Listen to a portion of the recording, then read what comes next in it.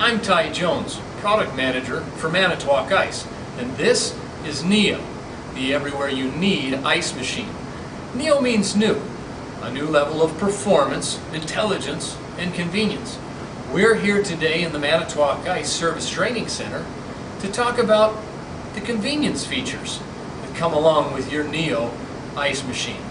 More importantly, to demonstrate how easy it is to clean and maintain Neo. So to get started, first open the bin door. Make sure that there is no ice on the evaporator. So either wait for the freeze cycle to complete, then push the button to turn off the machine, or power the machine down and let the ice on the evaporator melt before moving on to step number 2. Okay, step 2 of the cleaning process is to remove the ice from the bin. Unless, of course, this is just a preventative maintenance cleaning. If it's preventative maintenance cleaning, you can leave the ice in. Remember, Manitowoc Cleaner is a food grade cleaner. It's citrus based, so if a little bit spills on the ice, it's not going to hurt anybody. But because we're talking about the semi-annual cleaning, we're going to go ahead and remove the ice. Go ahead and use the scoop that's inside the bin. Take another receptacle or bin of some sort to put the ice in.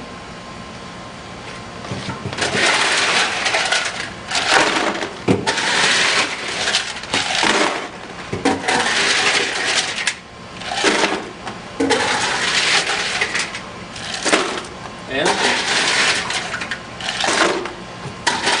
remove all of the ice.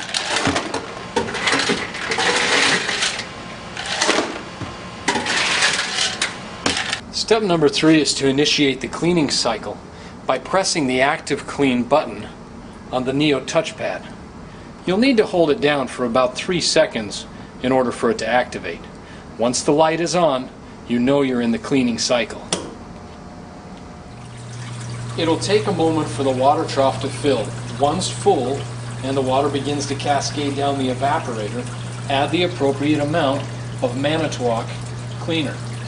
Be sure to refer to your use and care guide for the appropriate amount of Manitowoc cleaner. And make sure you always wear gloves when handling cleaner and sanitizer.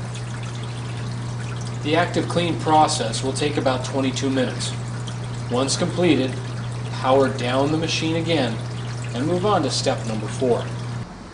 Once the active clean cycle is completed, which will take about 22 minutes, you'll need to remove some of the components from the food zone. First, we'll remove the water distribution tube by removing a screw that's up on the right and another that's up on the left.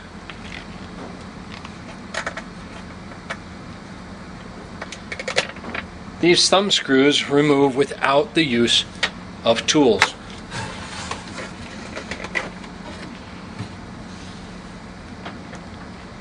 Next, we'll remove the damper, also held in by a single thumb screw.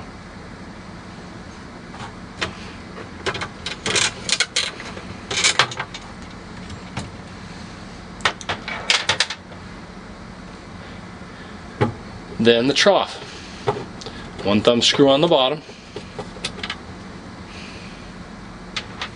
and another thumb screw on the right hand side, right behind the floats. Go ahead and remove the floats so they're not in your way.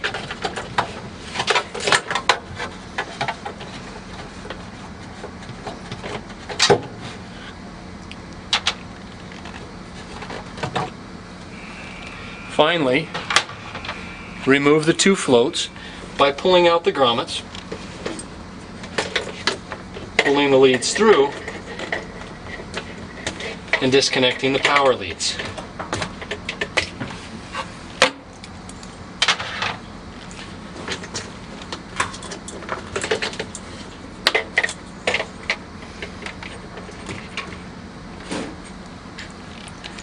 Now we can take these parts over to a wash bin for cleaning.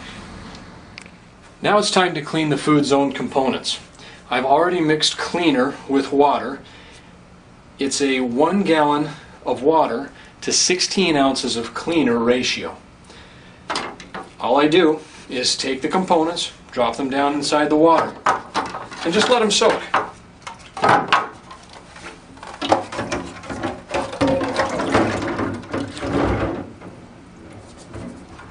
You can also take the floats and put them in the water.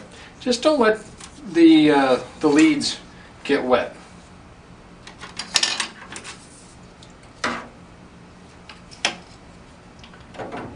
I'm going to let those sit there and soak for a little while. As they soak, they will begin to foam. That foaming means the cleaner's working and is getting rid of that lime scale and mineral deposit buildup that's found itself on the components. While the other food zone components are soaking, I'm going to take the time to wipe out the inside of the bin. I've made another solution of cleaner. It's the same ratio, and with a rag I will simply wipe down all the surfaces inside the food zone. Get the sides, the bottom, around the evaporator tank as well. The one place that a lot of people don't think to get is up on the top. Keep in mind, in order to do this, you may have to lower the door just a little bit to get all the way to the front, and then actually come underneath in the door gap to get the other parts that I couldn't get while the door was open. Now, I'm ready to put all the components back inside, and we're almost done. Okay, now that I've let these soak for a little while, all the foaming stopped, simply pull them out of the water, wipe down each component thoroughly, and then thoroughly rinse with clean water. I'll do that to each one of these and then return them to the ice machine.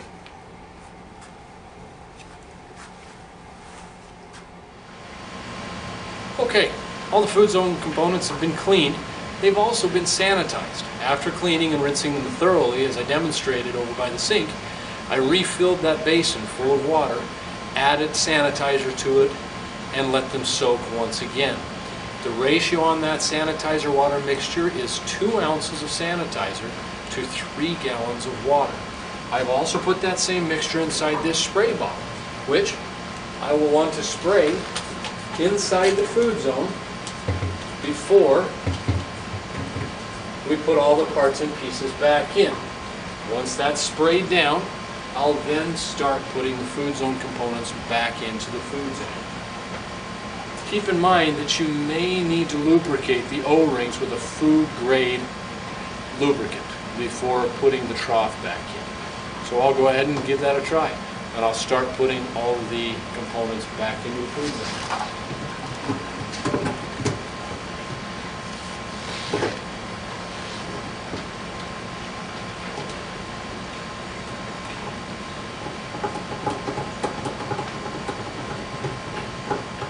Okay, great. We're almost done. The last step now that all the parts are back inside the food zone is to run a sanitizer through the water system. It's really pretty simple because we've already done it once when we clean the water system. The process is really the same. I push the active clean button. Once the water begins to flow over the evaporator, I put the appropriate amount of Manitowoc sanitizer into the water trough. That amount can be found in your use and care manual. Once it has run that sanitation cycle, it'll take about 22 minutes or so. You're ready to start making ice again. Simply push the power button to start making ice once it's completed. So that's it. It's pretty simple. Thanks for purchasing your Manitowoc ice machine. Remember, you can always find more information about other great Manitowoc products at manitowoc-ice.com, or like us on Facebook, check us out on LinkedIn, and follow us on Twitter. Thanks.